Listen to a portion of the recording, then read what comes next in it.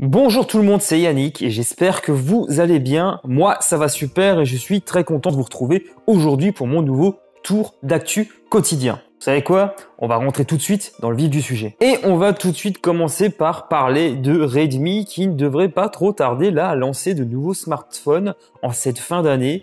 La série Redmi K30S. De quoi s'agit-il exactement? De quoi il retourne? On va en parler tout de suite. Le Redmi K30S pourrait reprendre les principales caractéristiques du Mi 10T de Xiaomi. Il pourrait d'ailleurs être lancé d'ici la fin du mois ou le début du mois suivant. Donc le smartphone pourrait embarquer des caractéristiques telles qu'un écran LCD de 6,67 pouces, un taux de rafraîchissement de 144 Hz, un capteur selfie de 20 mégapixels, et à l'arrière, un triple capteur photo de 64 mégapixels pour le principal, 13 mégapixels ultra grand angle et enfin un dernier de 5 mégapixels pour la macro. On y retrouvait bien entendu le Snapdragon 865 associé à 8 Go de RAM, enfin 128 Go de stockage en UFS 3.1. Et bien entendu, il sera également question d'une batterie d'une capacité de 5000 mAh avec une charge rapide de 33 watts. Pas de grande surprise donc, c'est tout simplement un Mi 10T qui est renommé là en Redmi K30S. Il y aura peut-être d'autres smartphones également de cette série d'appareils, mais on n'a aucune information pour le moment. Mais on devrait normalement pas trop tarder à en avoir, puisque comme j'ai dit avant, le lancement est prévu soit pour la fin du mois ou alors au début du mois de novembre. Ouais, on va dire peut-être au plus tard, le 11 novembre, selon le leaker. On continue pour parler du OnePlus 8T qui va être présenté tout juste aujourd'hui. Malheureusement, au moment où je tourne cette vidéo, la conférence n'a pas encore eu lieu. Toutefois, il y a encore eu de nombreux leaks sur la toile qui révèlent, on va dire, un peu l'intégralité de ce qui va être présenté à cette conférence. Tout d'abord, je vais vous afficher à l'écran la fiche technique complète du OnePlus 8T qui est comparée à celle du OnePlus 8 Pro sorti en début d'année. Je vais revenir un petit peu sur les grandes lignes des caractéristiques. Donc, ce sera un écran de 6,55 pouces AMOLED affichant 1080 par 2400 pixels. On a également droit à un taux de rafraîchissement de 120 Hz. Bien entendu, vous le savez, Oxygen OS 11 basé sur Android 11 est disponible. Déjà pour les OnePlus 8 et 8 Pro, le 8T n'échappera pas à cette règle. Le smartphone se démarque du OnePlus 8 Pro par la présence d'une batterie de 4500 mAh compatible avec une charge rapide de 65 watts. Ce qui devrait donc permettre, en toute logique, d'avoir donc rapidement une autonomie complète en un peu moins d'une quarantaine de minutes. En plus de ça, OnePlus devrait présenter ses OnePlus Buds Z True Wireless qui devraient bénéficier d'un prix relativement doux, ainsi que ses nouveaux Bullets Wireless Z Bass Edition. J'aurai bien entendu l'occasion de revenir sur les grandes annonces de OnePlus dès demain. Là, on reste encore dans l'univers du smartphone et on va parler d'Apple qui a présenté hier ses tout nouveaux produits. Il s'agit donc des nouveaux iPhone 12, mais aussi de son enceinte connectée HomePod Mini. Alors, je vais rapidement juste faire le tour des annonces. Vous avez déjà très certainement dû tout lire sur les différents sites spécialisés suite à la keynote d'Apple. Apple a donc présenté ses nouveaux iPhone 12 Pro Max, Pro, Standard et Mini, qui sont donc disponibles en 3 tailles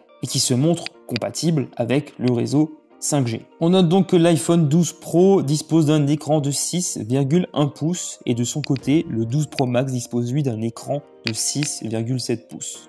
Côté design, l'encoche est-elle toujours présente et n'a pas été réduite, tout comme les bordures présentes autour des écrans. Côté photo, on retrouve un grand angle de 12 mégapixels, un ultra grand angle également de 12 mégapixels, ainsi qu'un téléobjectif 2,5 x de 12 mégapixels. Comme il fallait s'en douter, c'est bien entendu la puce d'Apple A14 qui propulse donc ces nouveaux appareils. C'est donc le premier SoC à destination du grand public, gravé en 5 nanomètres. Ce que certains vont certainement regretter, c'est qu'au niveau du stockage, l'iPhone 12 démarre à 64 Go et ça en a fait grincer les dents de certains. L'iPhone 12 démarre à partir de 909 €, tandis que l'iPhone 12 Pro, lui, démarre à 1159 € et le Pro Max à 1259 €. Mais ici, pour le stockage, ça démarre à partir de 128 Go.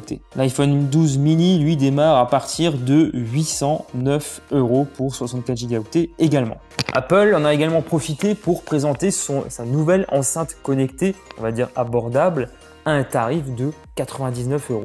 Je poursuis maintenant en parlant streaming et notamment du nouveau service que va lancer donc en association TF1 M6, mais aussi France Télévisions. Salto va donc rentrer en concurrence avec des géants du secteur tels Netflix, Disney+, ou encore Amazon Prime Video. Et on a désormais une idée des prix qui vont être proposés à tous les abonnés qui souhaiteront donc souscrire à ce service. Et il y aura 3 formules d'abonnement. Ça démarre de 6,99 € par mois à 12,99 € par mois. Le premier mois, lui, sera offert. Le service fera ses débuts le 20 octobre. Au lancement, la plateforme proposera 10 000 heures de contenu reprenant différents thèmes, que ce soit cinéma, séries, documentaires, sport, etc. Mais il va rapidement s'étoffer pour atteindre les 15 000 heures dès le premier trimestre 2021. Pour 6,99 € par mois, vous ne pourrez utiliser le service qu'avec un seul écran. La deuxième formule, Duo, à 9,99 € par mois, vous donnera donc la possibilité de regarder les contenus disponibles sur la plateforme sur 2 écrans différents. Et enfin, le dernier, à 12,99 € par mois, vous permettra de regarder en simultané les contenus disponibles sur la plateforme sur 4 écrans. Pour l'instant, Salto ne sera disponible que sur le net ou encore en OTT. Il n'a pas encore signé de contrat avec les grands opérateurs, donc on ne risque pas encore pour l'instant de découvrir Salto sur les box de Free, Orange, SFR et Bouygues. Dans tous les cas, il va falloir batailler dur pour arriver à se démarquer face à des géants donc qui sont déjà très bien installés comme Netflix, Disney+, encore Amazon Prime Video. Donc même au niveau des tarifs, certaines des plateformes arrivent à se placer assez facilement. Après tout, Disney+ ne coûte qu'environ 7 € par mois et vous donne donc l'accès à la plateforme jusqu'à 4 écrans en simultané. Personnellement, je ne sais pas trop quoi en penser. Déjà, je regarde très peu la télévision, enfin les programmes linéaires.